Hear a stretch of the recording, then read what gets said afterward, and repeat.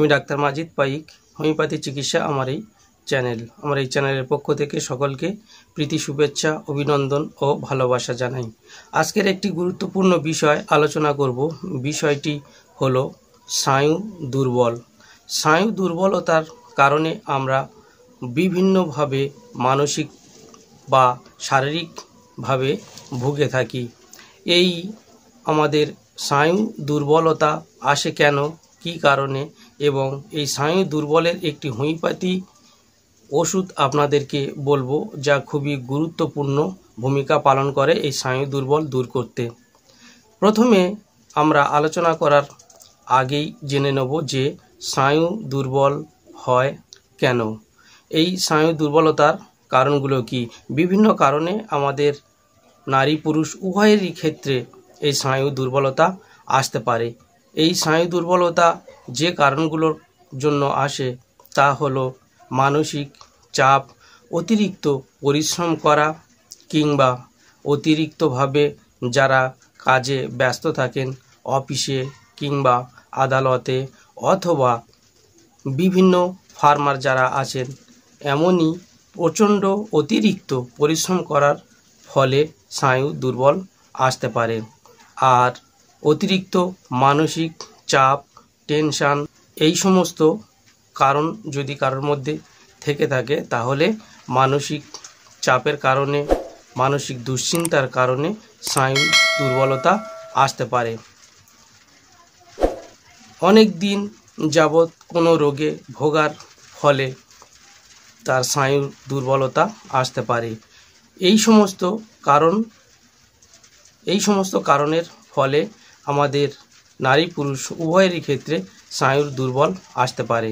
এই স্নায়ু দুর্বলতার যে লক্ষণগুলো আমাদের শারীরিক এবং মানসিকভাবে ফুটে ওঠে, যে লক্ষণগুলো, তা হলো প্রথমত শরীরের এনার্জি শক্তি হারিয়ে ফেলা, কাজে অমনোযোগ, কাজ করতে করতে হঠাৎ দুর্বল হয়ে পড়া, কাজের প্রতি ধ্যান থাকে না, কিংবা কারোর সঙ্গে কথা বলতে বলতে কথার কিছু কথা বেখেয়াল হয়ে যায় বা মনে থাকে না, এমনই লক্ষণ দেখা দিতে পারে।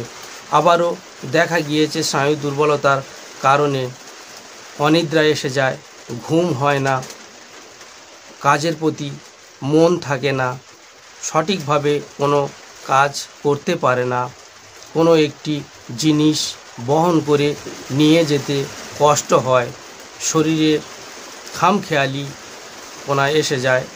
এই সমস্ত লক্ষণ দেখা দেয় স্নায়ু দুর্বলতার ক্ষেত্রে।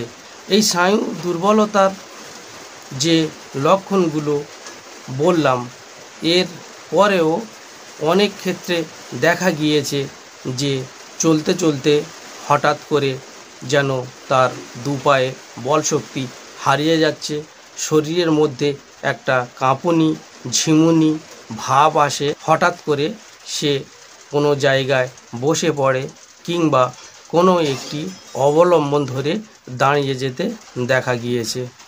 এই শারীরিক এবং মানসিক যে স্নায়ু দুর্বল দেখা দেয়, এর ফলে ব্রেনের প্রতিও আঘাত বা ব্রেনের সমস্যা আসতে দেখা গিয়েছে। এই স্নায়ু দুর্বলতা দূর করতে হোমিওপ্যাথি একটি গুরুত্বপূর্ণ মেডিসিন রয়েছে, যে মেডিসিনটি হলো রেকোয়েক জার্মান কোম্পানির R15, যেটিকে ভিটা C15 নামে পরিচিত। এই ভিটা সি নামে পরিচিত ওষুধটি কিন্তু জার্মান কোম্পানির R15। এই ওষুধটি খুবই গুরুত্বপূর্ণ ভূমিকা পালন করে আমাদের শরীরের এনার্জি শক্তি আনতে, আমাদের শরীরের বল শক্তি যোগাতে, কিংবা শরীরের যে ক্ষমতা বা এনার্জি শক্তিটা হারিয়ে গিয়েছিল সেগুলো ফিরিয়ে দিতে খুবই গুরুত্বপূর্ণ ভূমিকা পালন করে থাকে এই রেকোয়েক জার্মান কোম্পানির R15। এই ওষুধটি এমন একটি ওষুধ যা মানসিক দুশ্চিন্তার কারণে, স্নায়ুর যে দুর্বলতা, অতিরিক্ত পরিশ্রম করার ফলে যে কাজে এনার্জি থাকে না, এই সমস্তর উপরে খুবই গুরুত্বপূর্ণ ভূমিকা পালন করে থাকে এই রেকোয়েক জার্মান কোম্পানির R15, যেটাকে ভিটা C15 নামে পরিচিত।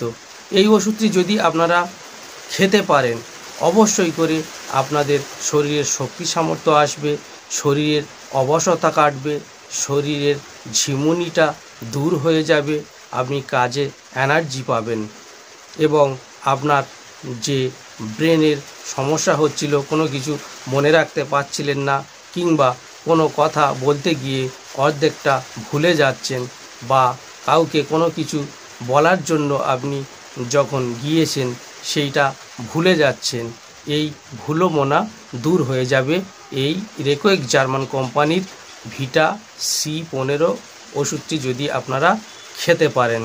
বেশ কিছুদিন যদি আপনি এটা খেতে পারেন অবশ্যই উপকার পাবেন এবং আপনার স্নায়ু দুর্বলতা দূর হয়ে যাবে, অবশ্যই এটি কাজ পাবেন। এই ওষুধটি খাওয়ার নিয়ম হচ্ছে, যদি অ্যাডাল্ট নারী হোক বা পুরুষ হোক, এই ওষুধটি নিয়ে 10 থেকে 15 ফোঁটা অল্প জলের সঙ্গে মিশিয়ে দিনে 3 বার খাবেন। সকাল, দুপুর, রাত্রে এটি খাওয়ার আগেও খেতে পারবেন, খাওয়ার পরেও খেতে পারবেন। খাওয়ার আগে কিংবা পরে এই ওষুধটি অল্প জলের সঙ্গে মিশিয়ে 10 থেকে 15 ফোঁটা আপনি খাবেন। আশা রাখব আপনার স্নায়ু দুর্বলতা দূর হয়ে যাবে, আপনি আপনার বল শক্তি ফিরে পাবেন। তো বন্ধুরা, যারা আমার এই ভিডিওটি দেখছেন, যদি ভালো লেগে থাকে একটি লাইক করবেন আর সাবস্ক্রাইব করে পাশের বেল আইকনটি অন করে রাখুন।